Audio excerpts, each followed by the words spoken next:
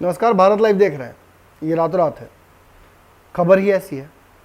आपने देखा कि किस तरह से हमने आपको हेडलाइन में ही बता दिया कि नीतीश और तेजस्वी की मुलाकात होगी। जी हाँ, बिल्कुल ये तय है, नीतीश तेजस्वी की मुलाकात होनी है।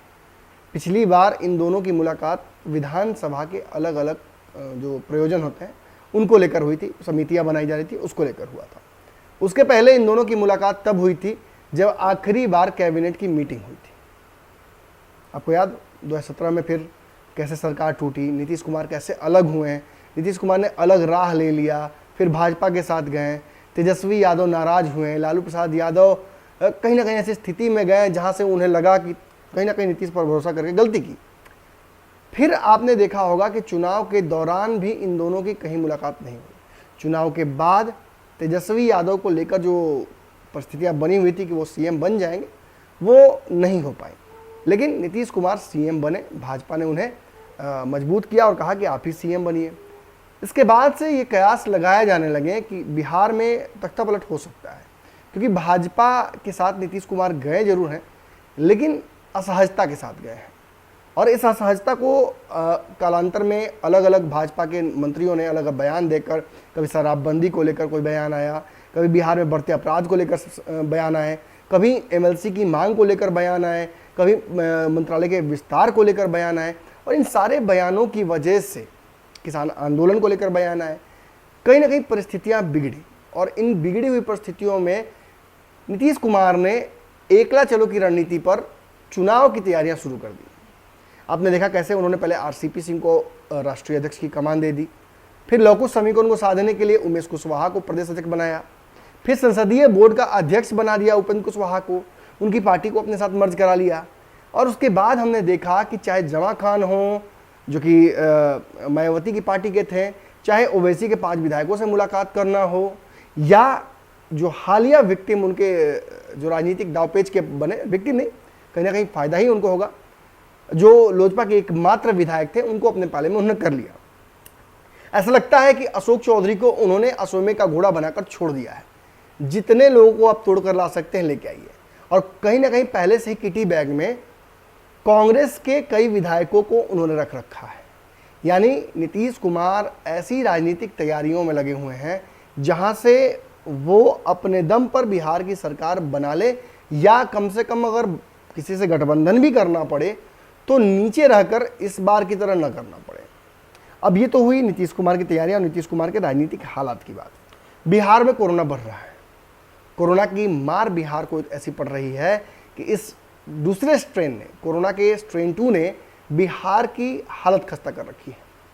बिहार के डाटा को तो मैं बाद में बताऊंगा, लेकिन पहले इससे पहले आपको देश का एक आंकड़ा बता दूं कि आज कोरोना की स्थिति क्या है इस देश में और क्यों ये जरूरी है जान लेना। क्योंकि आपके आसपास के लोग अब ठीक खास नहीं रहे हैं, बल्कि मर रहे हैं। बिहार में आज ही अगर हम बता दें कि कितनी मौतें हुई हैं, तो 7 मौतें तो केवल पीएमसीएच में हुई हैं, और ये हाई प्रोफाइल लोग मरे हैं। विधान परिषद में काम करने वाले एक कर्मचारी की भी मौत आज हो गई है। कल भी एक हुई थी, आज भी हुई है। इसको लेकर 18 अप्रैल तक बंद कर दिया गया है विधान परिषद को।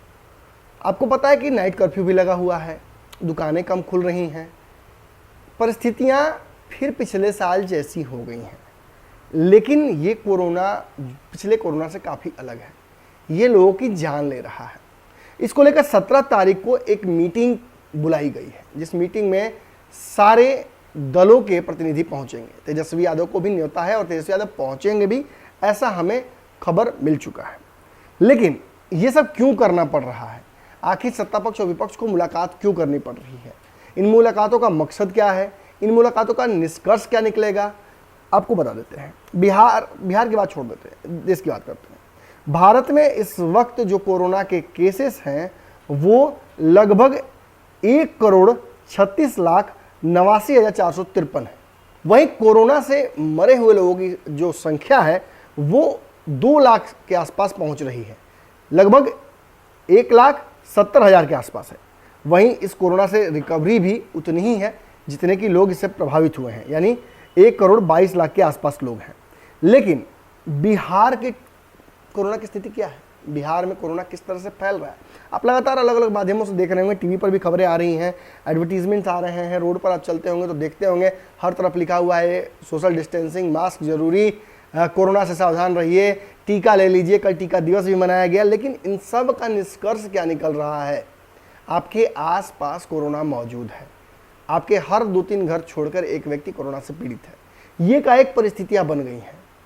अब इसके कारण कोई हो सकते हैं, हो सकता है स्ट्रेन 2 को लेकर हम बहुत ज़्यादा रिलक्टेंट रहे हों, हो सकता है कि हमने सोशल डिस्टेंसिंग का पालन नहीं किया हो सकता है कि बिहार में चुनाव नहीं हो इसलिए भी ऐसा हो रहा हो। लेकिन जो भी हो रहा हो, बिहार में 2,86,228 लोग कोरोना से पीड़ित हैं। इसमें से अब तक 1616 लोग काल के काल में समा चुके हैं, यानी इनकी मृत्यु हो चुकी है। इसके अलावा बिहार में रिकवरी रेट थोड़ा घटा है, 93% के आसपास ये आ गया है। और जो बिहार में टोटल पॉजिटिव केसेस हैं वो अब तक 17,052 है। कल, आज का डेटा हमें नहीं में उपलब्ध हो पाया है, तो कल का डेटा जो है वो 2,999 3,000 के आसपास का है। रिकवरी 636 है और जो डेथ्स हैं वो 1616 जो हमने बताया था आपको वो है। यानी कल 11 लोग कोरोना से मरे हैं। ये आंकड़े और बढ़ सकते हैं क्योंकि सम्मिलित आंकड़े एक जगह आ नहीं पा रहे हैं। अब मैं आपको कुछ डिटेल बताना चाहता हूँ। पीएमसीएच में आज 7 लोग मरे हैं। पंचायत राज के निदेशक की जान भी चली गई है। बेगूसराय में 2 जजों को एक साथ कोरोना पॉजिटिव निकला है। पूर्णिया में बीबी के विश्वविद्यालय के 8 कर्मियों को कोरोना पॉजिटिव पाया गया है। इसके अलावा विधान परिषद में कल भी एक मृत्यु हुई थी, आज भी मृत्यु हुई है और 18 लोग अभी कोरोना पॉजिटिव है, जिसके चलते 18 तारीख तक बंद कर दिया गया इसको। आईजीएमएस को कोरोना के लिए स्पेशली तैयार किया जा रहा है। जो पहले से कोरोना के लिए डेडिकेटेड हॉस्पिटल है एनएमसीएच, उसकी स्थिति यह है कि वहां मरीज इतने ज़्यादा हो गए हैं कि बेड की संख्या काफ़ी घट गई है। यानी 40 जो बेड की संख्या है वो उसको बढ़ाया गया है आज, और उसमें और 150 की क्षमता बढ़ाने के लिए आज शाम तक व्यवस्था कर दी जाएगी। मंगल पांडे ने इसकी जांच खुद की है। लेकिन चलिए, 150 लोग तो कोरोना पीड़ित नहीं है बिहार में, मैंने आंकड़ा आपको बता दिया है। 2-2, 3-3 हज़ार के हिसाब से आंकड़े रोज बढ़ रहे हैं। यानी कोरोना की जो भयावहता है वो काफ़ी बड़ी है। बिहार के लोगों तक कोरोना की जागरूकता नहीं पहुंच पाई है। वैक्सीनेशन की स्थिति बताते हैं आपको। गया में वैक्सीन मिल ही नहीं रहा है। गया के अलावा कई अन्य जिलों में भी वैक्सीन की किल्लत शुरू हो गई है। आपको बता दें कि अभी तो जो कोरोना है, इसका वैक्सीन है, वो बिहार में एज लिमिट के साथ दिया जा रहा है। हालांकि दिल्ली में अब सभी एज ग्रुप्स को कोरोना की वैक्सीन दी जाने लगी है, लेकिन बिहार में नहीं दिया जा रहा है। तो आप समझ लीजिए परिस्थितियां कैसी हैं।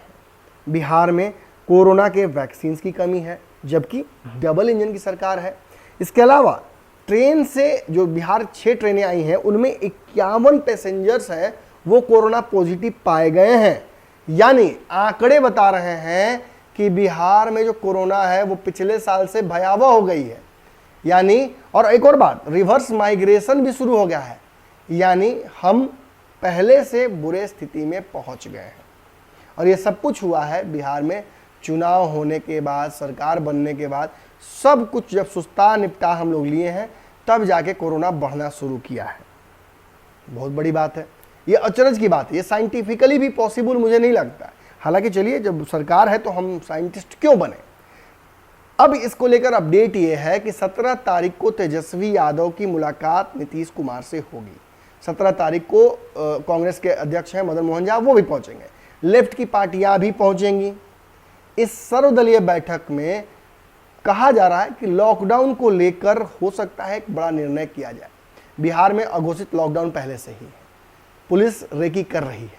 लेकिन जब इस तरह से हाई प्रोफाइल जगहों पर भी कोरोना का विस्फोट होने लगा है, तो एक सर से ही समझ में आता है कि कोरोना की स्थिति बहुत भयावह हो गई है।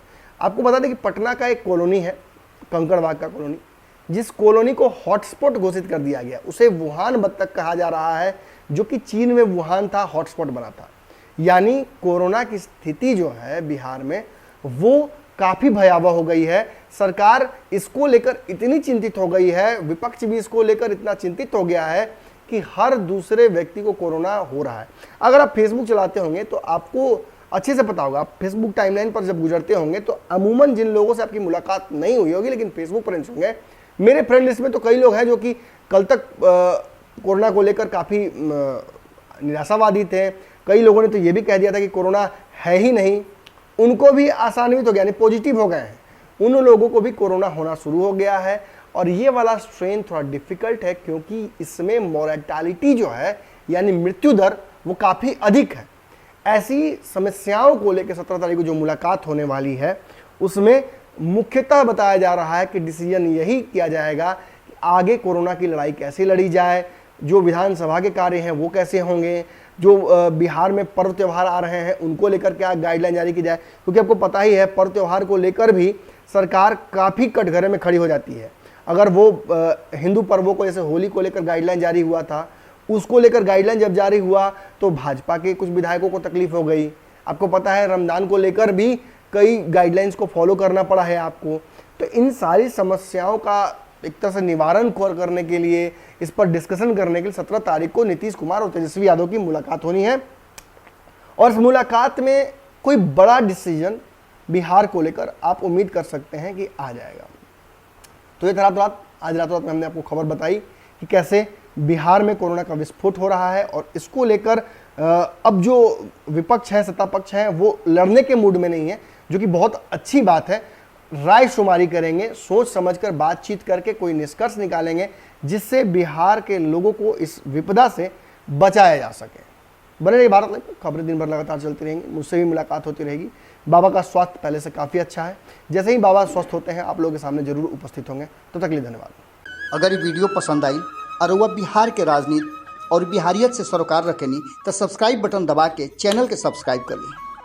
ओजे एगो घंटी बा, ओकरा बटन दबा देला से कुल सटीक और मारक खबर रुआ मुफ्त में मिल जाई। अगर रुआ पत्रकारिता के हमनी के नया प्रयोग में सहयोग कर चाहतानी तो ज्वाइन बटन दबा दी।